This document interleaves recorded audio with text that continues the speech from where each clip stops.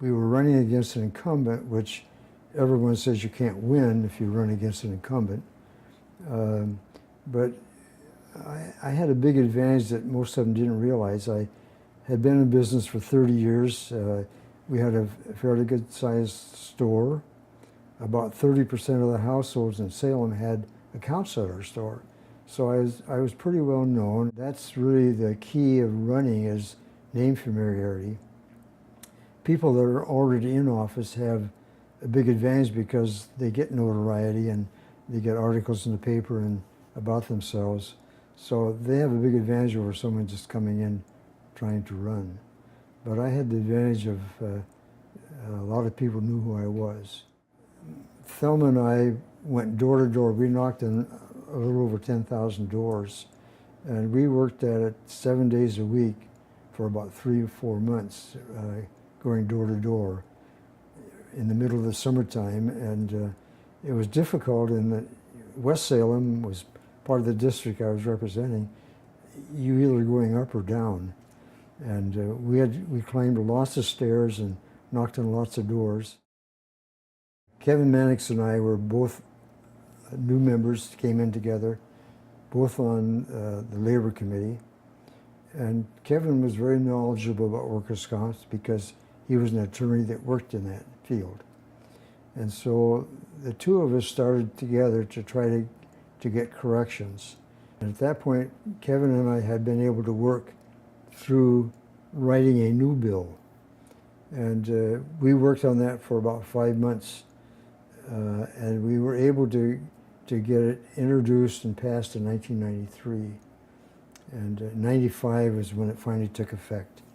And I think even today it's stayed in contact. It's probably one of the best systems in the United States, even today. Well, it does take a lot of compromise in bills.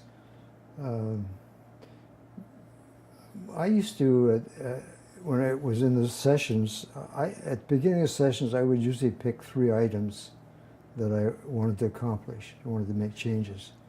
And usually you could always get maybe 1, sometimes 2, hard to set ever 3. But it takes a lot of work. It takes a lot of building relationships with other members on both sides of the aisle to get things happening. It takes a lot of work and common sense to get people to come and be on your side. It's difficult to get things through, and the changes that you make are very small. You just can't go in and make changes and make it the way you would like, because there's people that feel the opposite of what you feel. And you may feel that you're right, but the fact that you think so doesn't make it right. Initiative process, when people introduce items, they don't consider all of the pluses and minuses. They have an idea of what they want to accomplish. They make a simple bill, and it doesn't fit into the legislative process. Depending on whether you like what they're trying to accomplish or not, you may say it's a good process. But some of the things that were introduced, like I was not unhappy with Measure 5 when it passed, but it was a terrible bill, and it didn't fit within the process. When a bill is introduced in the House or Senate, it goes to a committee who then sits there and takes testimony from the lobbyists and from the constituents, and they learn all about the pluses and minuses. And from that, they're able to make changes in the bill that will become effective and become good bills. In the initiative process, that doesn't happen. When you look at the rules or the things that have passed that are in force, it's like a tree that's never been pruned. And when you make a change here, it makes a change here, and it makes a change there, and then up here. And they have to put all those changes into the laws to make it function. In the initiative process, it just comes in and it doesn't fit. Going through the legislative process, um, you very seldom have a bill that comes through that you like real well. It has pluses and minuses. And when you get ready to vote for a bill, you say, does it do more good or more harm? And so you kind of vote on that basis.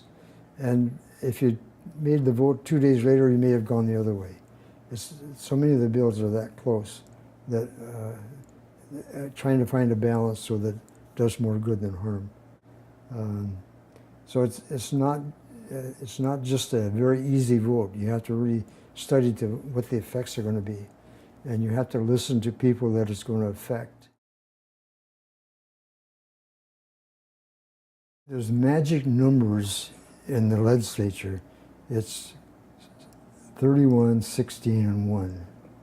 And in order to get any measure passed, you've got to get 31 members in the House, 16 in the Senate, and 1 in the governor.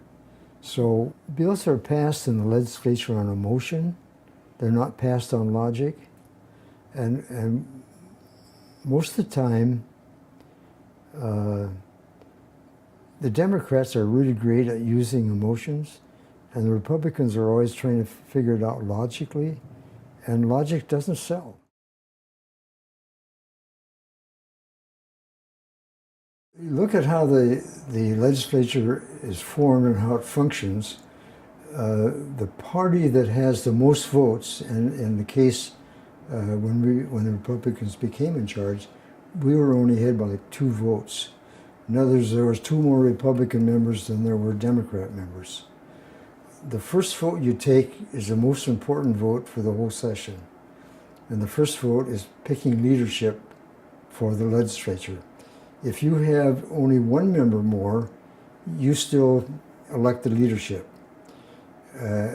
When I was president of the Senate, the first thing that happened was I got to pick all the committees. And on each committee, there was 1 more Republican than Democrat, so that you controlled all the committees. You pick the committee chairs. The committees would decide what bills they're going to hear or not hear. The committee chair would. And so the party that's in control has complete control of the agenda. And I always say that either party will sell their mother into slavery to get control. I mean, it's that important. So whoever controlled, even though it may be just 1 vote, really has control of what happens in the session.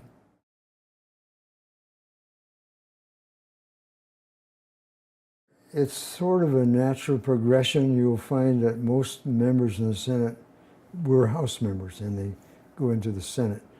A couple of advantages: you only have to run every 4 years rather than every 2 years.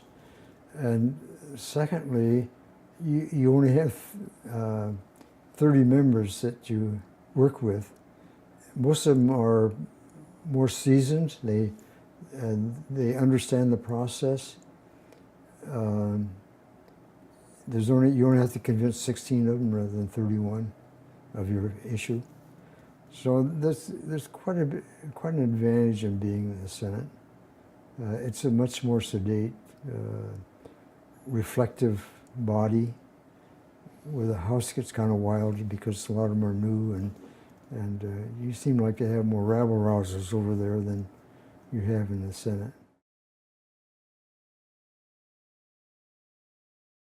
I had a staff that was outstanding. I mean, they were really good.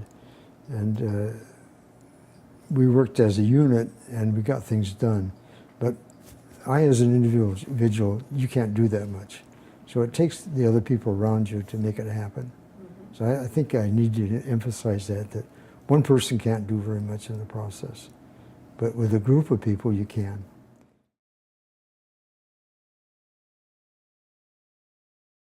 I would have to tell you that it was a great learning experience. I mean, you become educated in so many different fields, not in depth, but enough to be dangerous at least.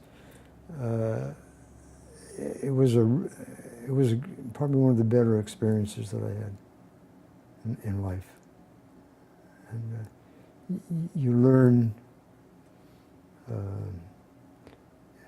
how to get along with people better, how to try to bring things together. So it was a great. I think anybody that has an opportunity to do it should do it. It's really interesting.